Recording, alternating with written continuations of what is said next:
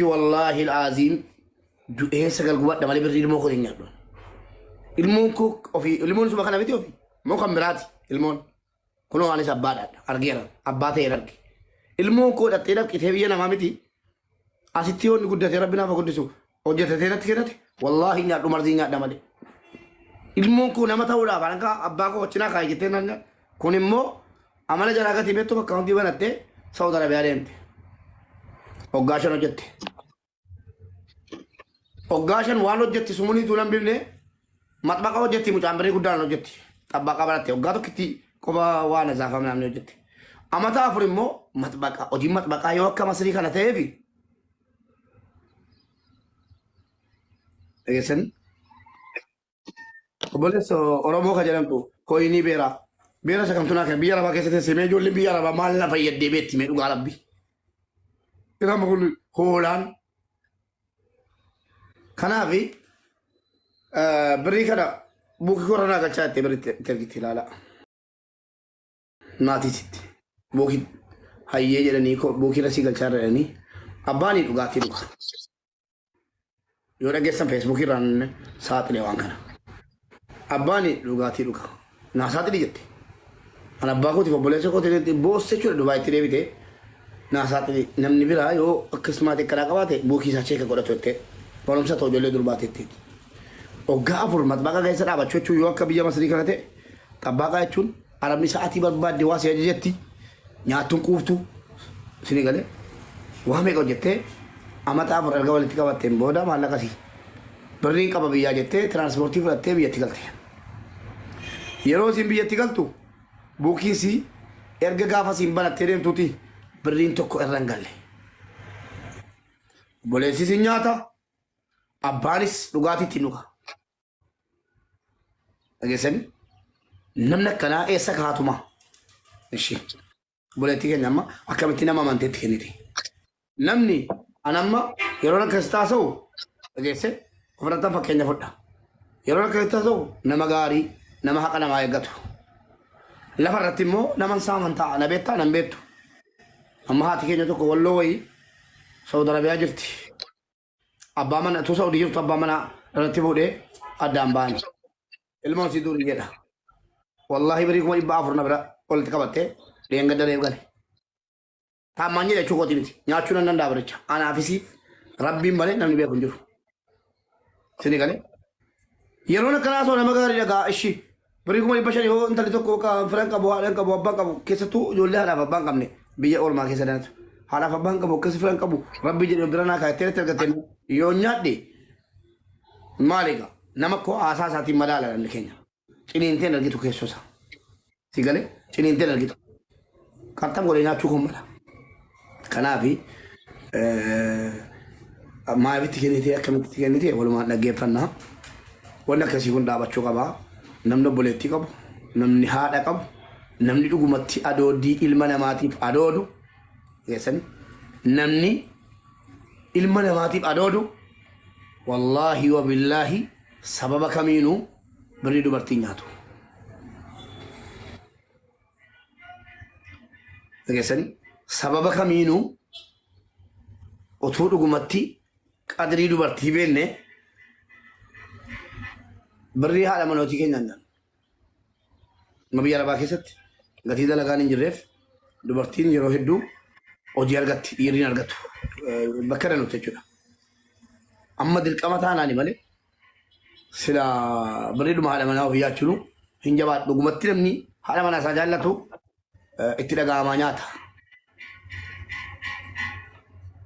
Sini galee itti dhaga'amaa nyaata. Amma boleessoo haadha manaa kan qabdu Dubaay irraa Saawudii irraa namni sammuu qabdu namni bareeda nama nagaadhaan hin jedhaan malee maraataa miti.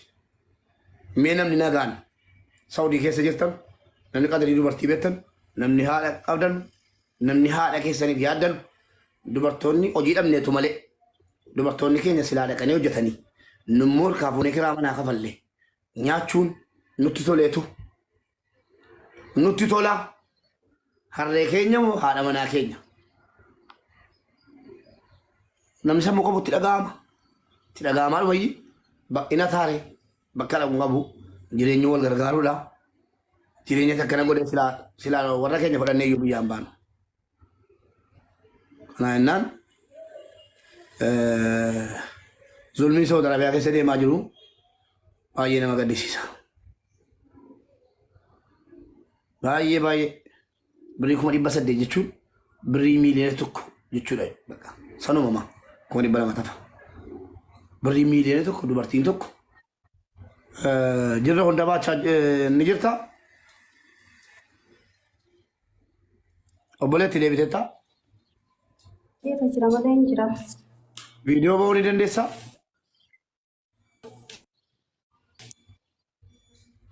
Hojiirra jirtaa?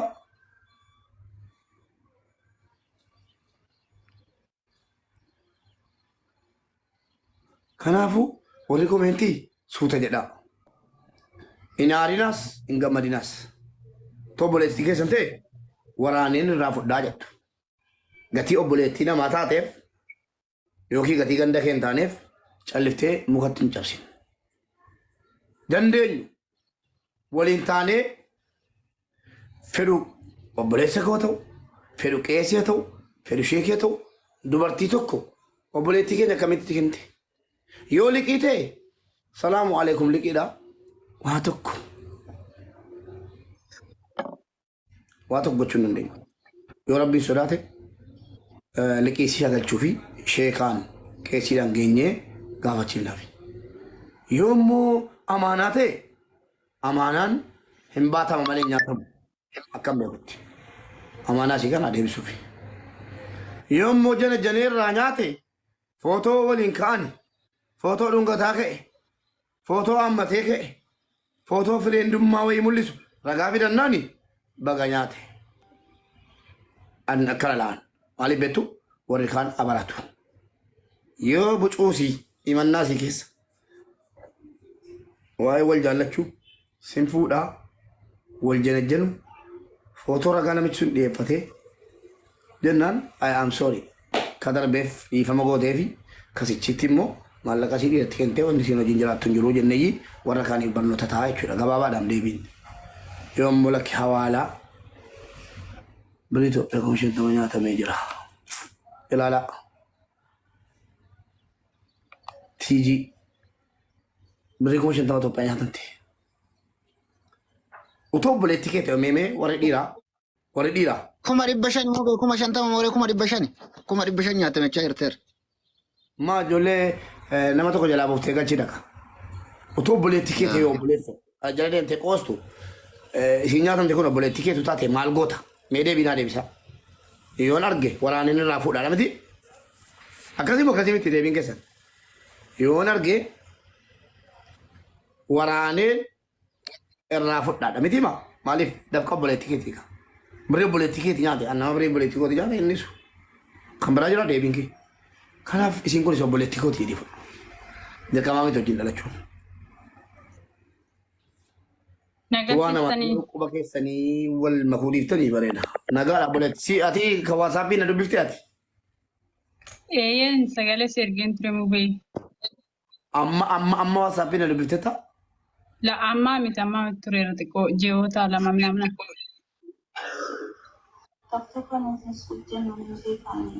TikTokiin asinsuu ati isiin. Ati immoo eessa jirta? Dubaay. A'uuzu billaahi mina shee. Isuma dhugumaa maqaa wayiitti jijjiira chaayinaa minaamin jedhaa waama. Maal godhattuu dhumatatti tola ga'ee? La hawla wala quwwata illaa billah. Maal ofis. Birrii meeqa? Diraama 16,000. La hawla wala quwwata illaa billah. Birrii meeqa Itoophiyaa ture? 500. 50 jedhanii dubbisaa ture. Hayyee birrii 500. Hawaalaadha moo amaanaadha moo uqubiidha moo liqiidha moo gabaabsiiti. Akkana hin jedhilla. Way uqubiidha, way hawaalaadha, way amaanaadha, way wal fuuchuudhaan. La hawaalaadha. Hawaalaadha? Eeyyin. Hayyee. Agamee argatti kennite. Jaafur naamna bara haaraa keenya irratti. Jaafur amma Jaafur gaheera? Ji'a furgeera. Kun xobbeedha barree kanaaf nyaateen fixu irrumaallee deebisiifna.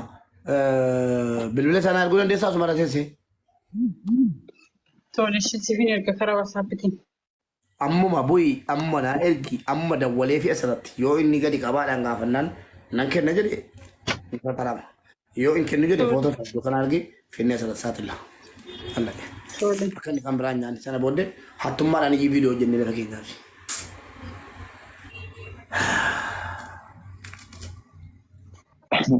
Dhalli namaadha nyaatamaatuma oolaayi. Ba'aa jedhamu. Amurtee murteessan haga sheekoliin an sheekni tokko amma mana nuubanii gargaarsa akkanaa jira gastii nu taa'ii hin dhaga'u. Qeesiin tokko dhufe mubaarak gargaarsa jira hin dhaga'u.